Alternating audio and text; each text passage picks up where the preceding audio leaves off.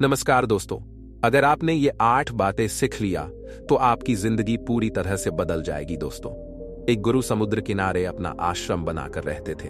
वो रोज शाम को आश्रम के बाहर खड़े होकर समुद्र के ऊपर उड़ते चील को बड़े ध्यान से देखते थे। एक शाम हमेशा की तरह वो समुद्र किनारे खड़े होकर एक चील को उड़ते हुए देख रहे थे। अब उनके आश्रम के कुछ छात्र उनके पास आकर खड़े हो गए और वो सब भी उड़ते हुए चील को देखने लगे। कुछ देर चील को देखने के बाद एक छात्र ने गुरु से पूछा कि गुरुदेव, आप रोज शाम को इन उड़ते हुए पक्षियों को क्यों देखते हैं? शिष्य का यह सवाल सुनकर गुरु कुछ देर तक चुप रहे। फिर अचानक बोले कि अगर जीवन में कुछ बनना है तो चील बनना होगा। कभी तोता मत बनना, क्योंकि तोता बोलता तो बहुत है लेकिन कभी ऊंचा नहीं उड़ सकता। लेकिन चील हमेशा शांत रहती है, लेकिन उसमें आसमान छूने की भी क्षमता होती है। गुरु ने आगे कहा कि आज मैं तुम्हें चील के जीवन की 8 ऐसी बातें बताऊंगा जो हर इंसान को चील से सीखनी चाहिए। इन 8 बातों में जीवन की एक बड़ी सीख छिपी है। पहली सीख है एकाग्रता। जब भी बाज को शिकार करना होता है तो वह एक बार अपना शिकार जरूर तय करता है, फिर किसी दूसरे शिकार को नजरअंदाज कर देता है। शिकार का आकार उससे छोटा या उससे कई गुना बड़ा होता है। एक बार शिकार चुन लेने के बाद उसकी हर गतिविधि पर बारीकी से नजर रखी जाती है। अगर किसी मछली का शिकार करना हो तो वह समुद्र की हर मछली का शिकार करता है, बल्कि सिर्फ एक मछली का शिकार करता है। फिर उसकी हर हरकत पर नजर रखता है, जब वो सतह पर आता है और कितनी देर तक वहां रहता है, उसके ठीक बाद कितनी देर तक पानी के ऊपर छलांग लगाता है। जो भी उसके शिकार के काम को आसान बना सकता है उस पर वो बहुत ध्यान से नजर रखता है। तो इससे हमें यह सीख लेनी चाहिए कि 10 अलग अलग लक्ष्यों पर अपनी ऊर्जा बर्बाद करने की बजाय हमें एक लक्ष्य पर पूरी एकाग्रता से ध्यान केंद्रित करना चाहिए और उस लक्ष्य के बारे में जितना हो सके सीखना चाहिए। और साथ ही ये भी ध्यान रखना चाहिए कि उस लक्ष्य को हासिल करने में क्या चुनौतियां आने वाली हैं और हम उन चुनौतियों को कैसे आसान बना सकते हैं। ये सब बातें हमें पता होनी चाहिए। दूसरी बात, बाज हमेशा ऊंचा और अकेला उड़ता है। बाज कभी भी गौरैया, कौवा या किसी छोटे पक्षी के साथ नहीं उड़ता। बाज या तो बाज के साथ उड़ता है या फिर अकेला उड़ता है। इससे हमें यह सीख मिलती है कि बाज हमेशा ऊंचा और अकेला उड़ता है। बड़ी सोच वाले लोगों से दूर रहें, या तो बड़ी सोच वाले लोगों के साथ रहें या फिर अकेले रहें, क्योंकि हम जैसे लोगों के साथ रहते हैं आखिरकार हम वैसे ही बन जाते हैं। इसलिए हमेशा अच्छे लोगों की संगति चुनें, वरना आप अकेले रह जाएंगे।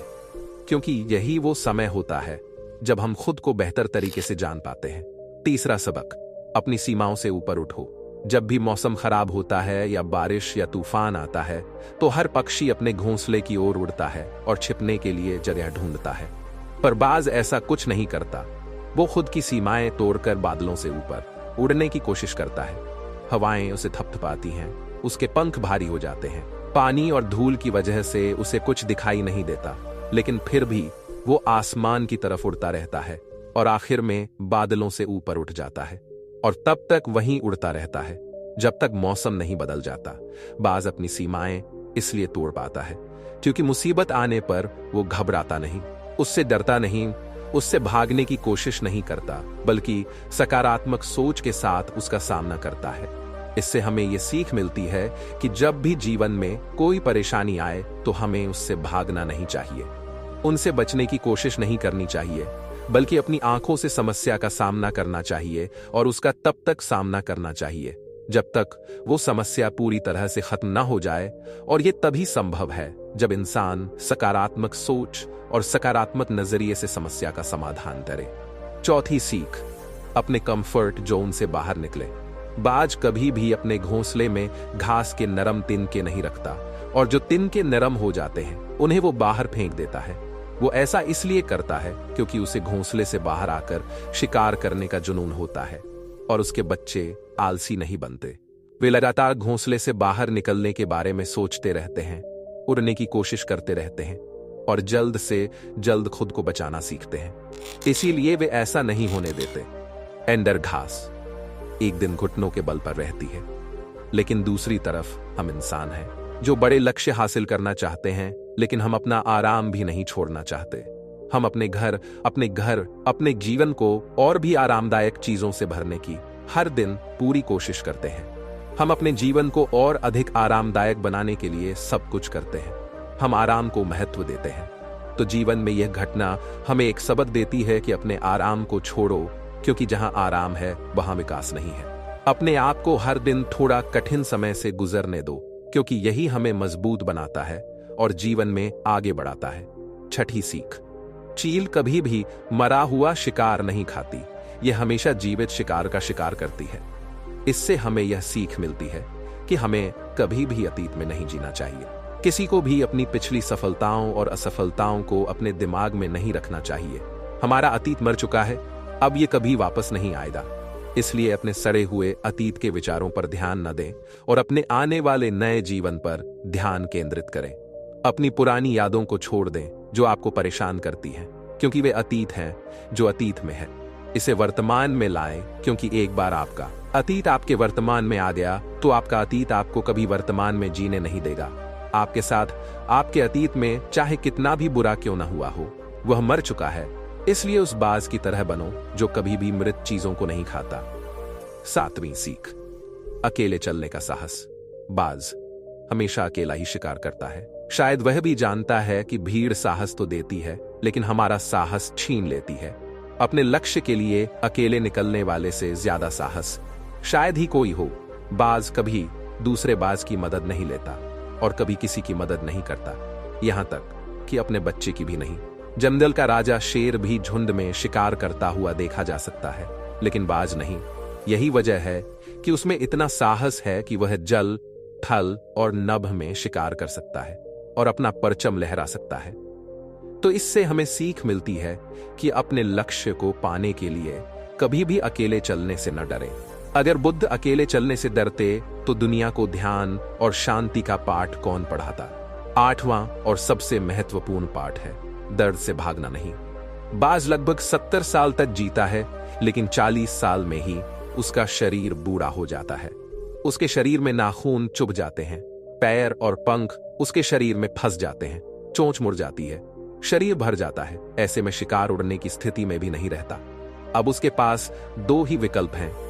पहला, या तो वह अपनी स्थिति को स्वीकार कर ले और भूख से मर जाए, या किसी अन्य जानवर का शिकार बन जाए।